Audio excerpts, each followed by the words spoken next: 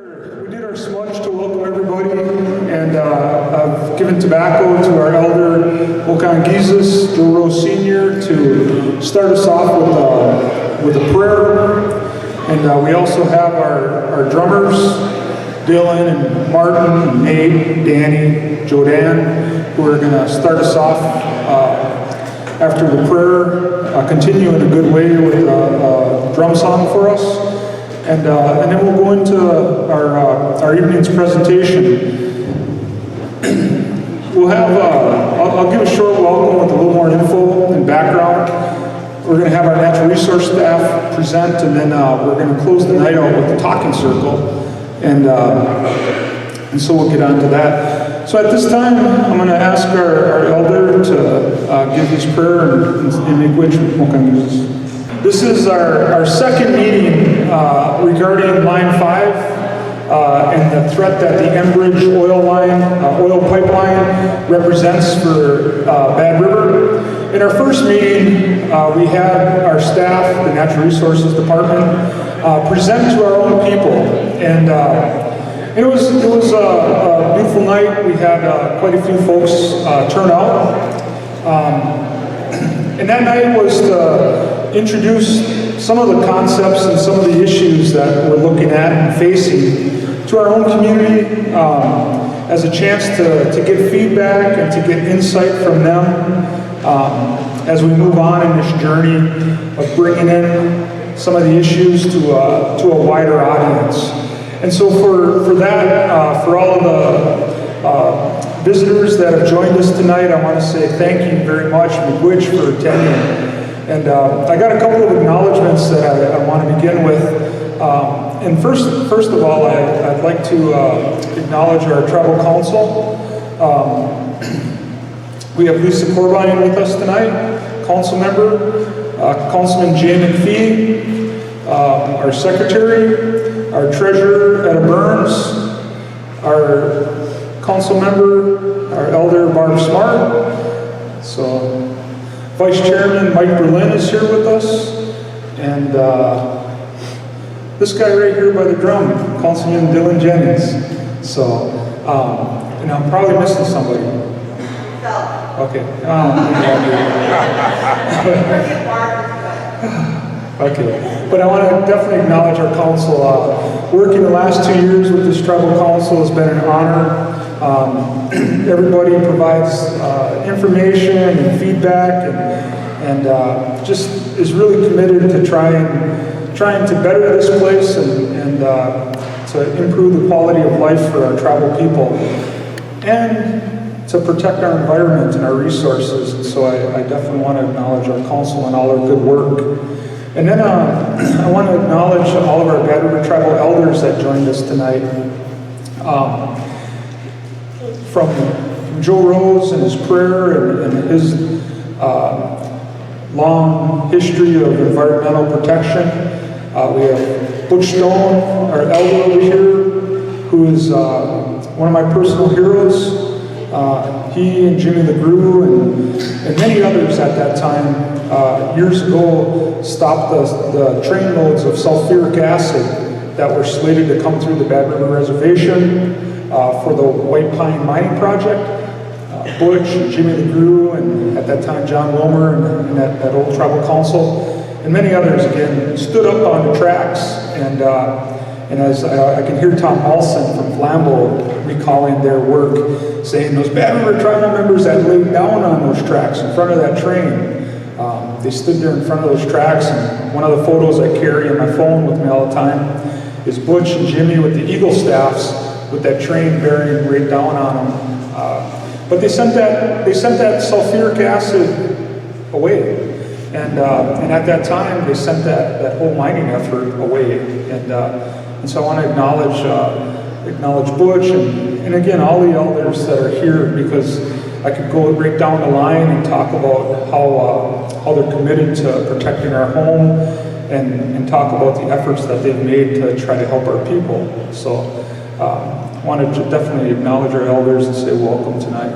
And then for in the crowd tonight, both tribal and non-tribal, it's like water warrior after water warrior. And it's just so good to see so many familiar faces from our struggles resisting GTAC and the open pit mine above us. To all the water warriors that are here, I just want to say welcome. I recognize you, and it's just a beautiful thing to have you join us tonight for our discussion about Line 5. So, and we got some babies with us tonight too.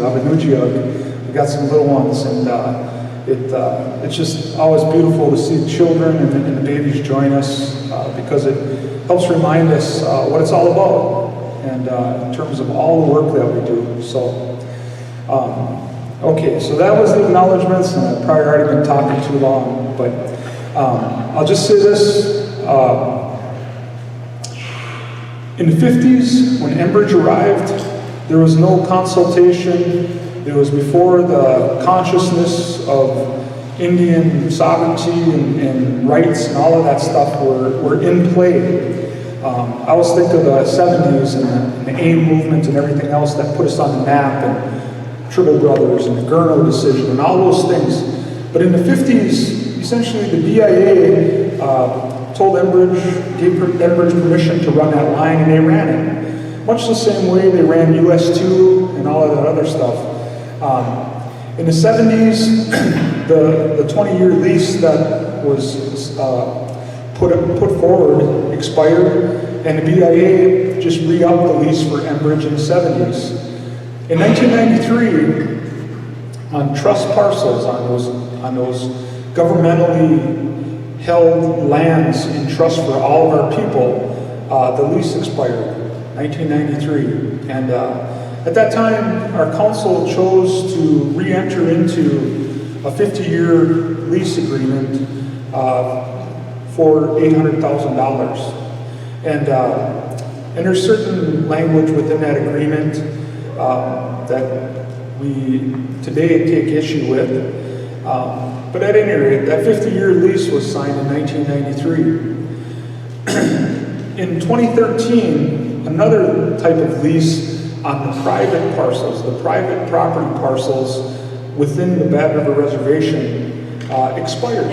And through our land consolidation efforts, through our land buyback efforts, 11 out of those 15 parcels that came up in that expired lease, 11 of those 15 are owned by the Bad River Tribe.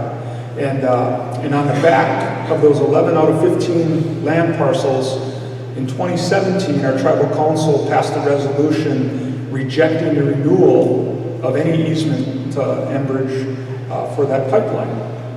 And so it's a little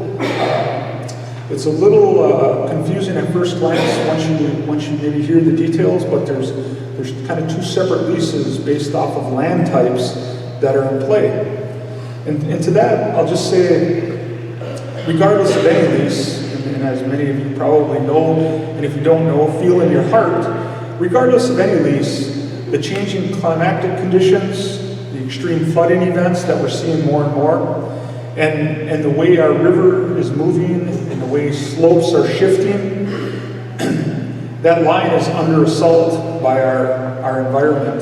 The very water and the very soil and clay of our reservation is in active rejection of that pipe. The Bad River Reservation, our home, is actually saying Gaween. It's saying, no, go away. And so the other part of that is that way back in the 50s, things were a little different in the oil industry.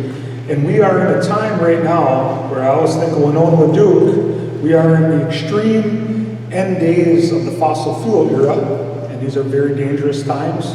But things like fracking and the Alberta tar sands and those types of things are underway. And so the very product that is getting piped through that Enbridge Line 5 has changed significantly.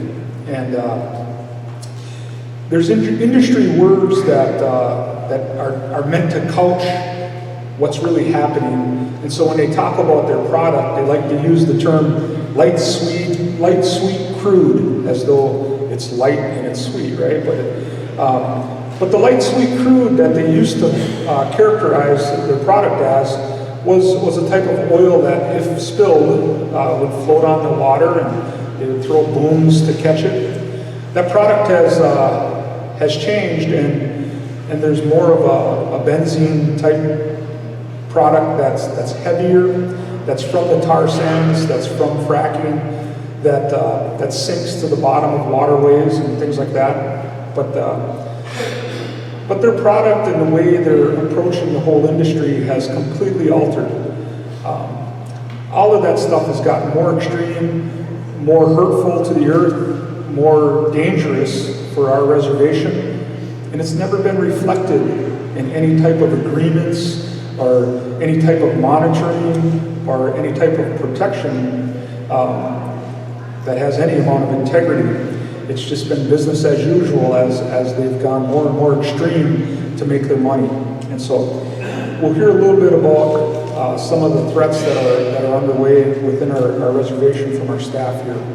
But I wanted to give that much history to give some context to how we got to today, how we got to this place in time, thinking back on when Enbridge first arrived. It's just a little bit of information. And so I'll say this, we're going to give, and I'll turn it over to my staff in a moment, we're going to give that technical presentation about what's happening, and there's other things to talk about. And so we have other meetings in July that we're already scheduling to come back together. Things like grassroots efforts. We would love for anyone that would want to go visit some of the sites that you're going to hear about tonight, to do the field trip and to go into the interior of our reservation to see firsthand some of the things that we're talking about, and then maybe at that time put a little tobacco down and stuff like that.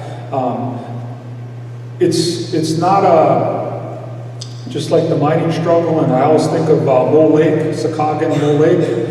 Robert Van Zyl saying, we fought that mine over in Mole Lake for 25 years, he said. He goes, but what they don't understand is 25 years is a blink of an eye to Anishinaabe. He says, we would have fought that mine for 1,000 years. He goes, and his gentle reminder was essentially, it's not a sprint, and there's not a magic button, and I think most of the folks in here understand that. It's going to be a journey that we start to protect our home and our water, and as we continue on that journey, we'll be getting together again and again and again to talk about things that are going to be evolving. And hopefully in future meetings, we have United Tribes from Michigan here. Maybe we can dream dreams. Maybe the governor of Michigan and the attorney general were actively engaged in trying to defend the Mackinac Straits. Maybe they'll come over, or maybe we'll go over there. But eventually, we're going to start that line, in a metaphoric sense, we're going to start that line on fire all over the place, and as we look to get it out of the ground and protect ourselves. So I just wanted, I'll say that much. Again, welcome everybody. I got great Natural Resources Department staff, and they're going to present tonight. I want to say thank you to all the Natural Resources staff, and to Flo and all the others that did all the setup and got snacks for you and everything. There's a lot of thank yous. I'll probably spend the rest of the night thinking.